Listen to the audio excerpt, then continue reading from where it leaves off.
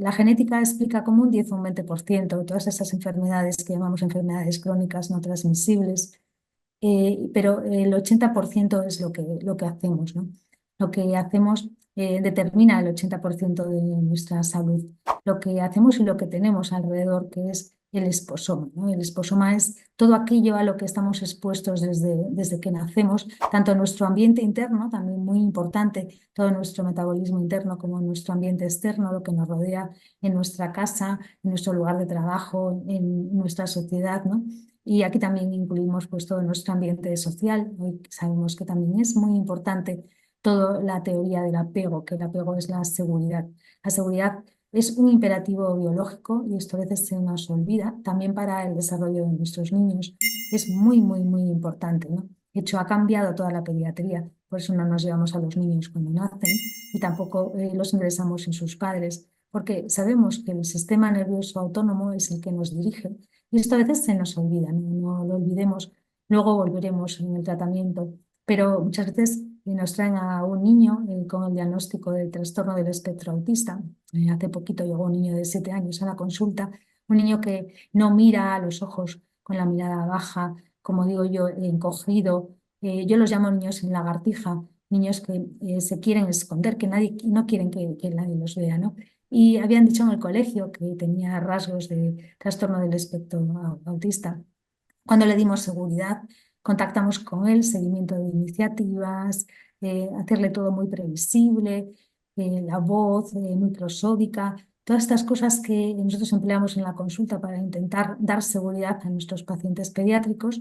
El niño acabó sentado conmigo, viendo la bioresonancia y hablando, y le dije a la madre, haz el favor de grabarlo y enseñarlo en el colegio, porque este no es un niño con trastorno de la socialización, es un niño en estrés, es un niño en estrés máximo en lagartija, ¿no? Esto es muy importante también en el ambiente social y también lo vamos a usar en el tratamiento como una herramienta fundamental para poder regular toda nuestra fisiología a través de nuestro sistema nervioso autónomo, que a fin de cuentas es el que dirige toda nuestra biología. Por tanto, el esposoma es muy amplio, es muy, muy difícil valorarlo y cada vez lo estamos consiguiendo más con estudios de inteligencia artificial, como veremos al final. Eh, Como sabemos, hoy ya es indudable que muchas de nuestras enfermedades no transmisibles tienen su origen en el desarrollo. Y esto es lo que llamamos ODHA, origen en el desarrollo de las enfermedades. Esto surgió a través de una hipótesis que llamamos hipótesis de Becker, de forma un poquito más conocida, aunque ya tenemos algunos precursores anteriores, ¿no? Becker, un médico inglés que se dio cuenta que cuando sus pacientes habían pasado hambre durante el primer trimestre del embarazo, los niños nacían con un peso normal, pero tenían más riesgo en la etapa adulta de enfermedades metabólicas y de síndromes metabólicos como, y también de diabetes, ¿no? Y en cambio, cuando habían pasado hambre en el tercer trimestre del embarazo, los niños nacían chiquititos, pero también tenían más riesgo de enfermedad metabólica, ¿no? Era como si el útero fuese una cajita de previsión meteorológica y nuestro metabolismo, todas las funciones de nuestros órganos se adaptasen según esta previsión meteorológica. Si teníamos poquita comida cuando estábamos dentro del útero, nuestro metabolismo se iba a hacer ahorrador. Y si cuando nacíamos teníamos suficiente comida, lo que iba a pasar es que estábamos mal programados, ¿no? Y aquí se empezó a hablar de programación, como lo que pasa desde el primer momento de nuestra concepción nos va a modificar la estructura y función de nuestros órganos de forma permanente e incluso a veces hasta 3 generaciones. Esto es muy, muy importante, ¿no? Bueno, en principio, como os digo, se vio poquito a poco cuáles eran los mecanismos involucrados y hoy conocemos todo lo que pasa cuando estamos haciendo una programación intraútero, ¿no? Luego veremos también algunos de los mecanismos, ¿no?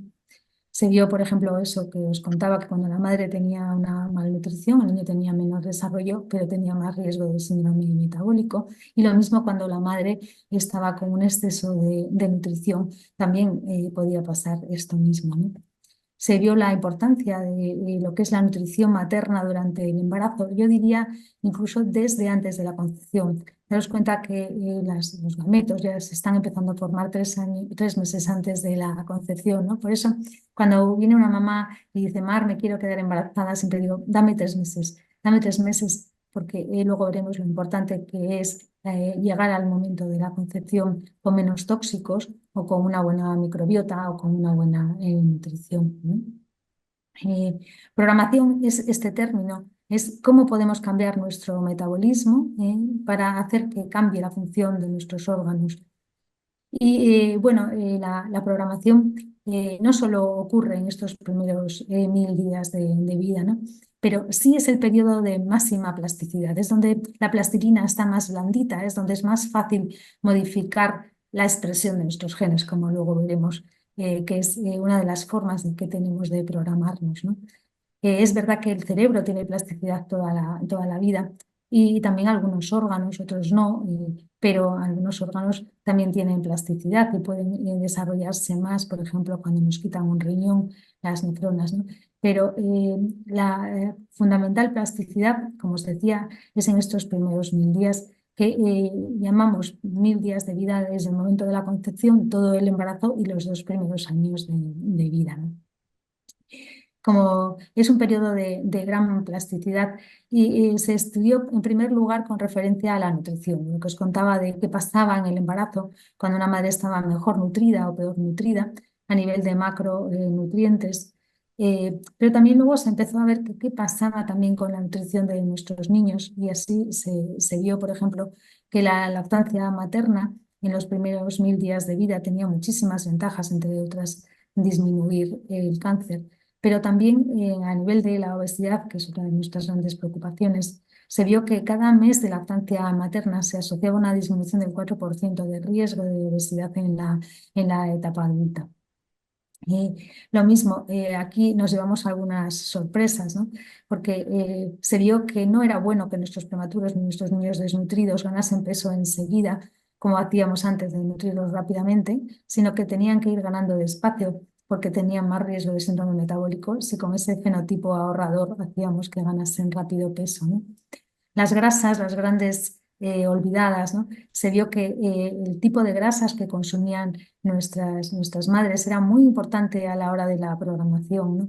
Ya conocemos la importancia de las grasas poliinsaturadas, los omega 3 y los omega 6. Se vio que era muy importante en los omega 3, sobre todo ese buen cociente de omega 6, omega 3, para lograr una buena programación, sobre todo en el sentido de lograr una buena expresión antiinflamatoria, ¿no? También se vio, por ejemplo, la importancia de la microbiota materna.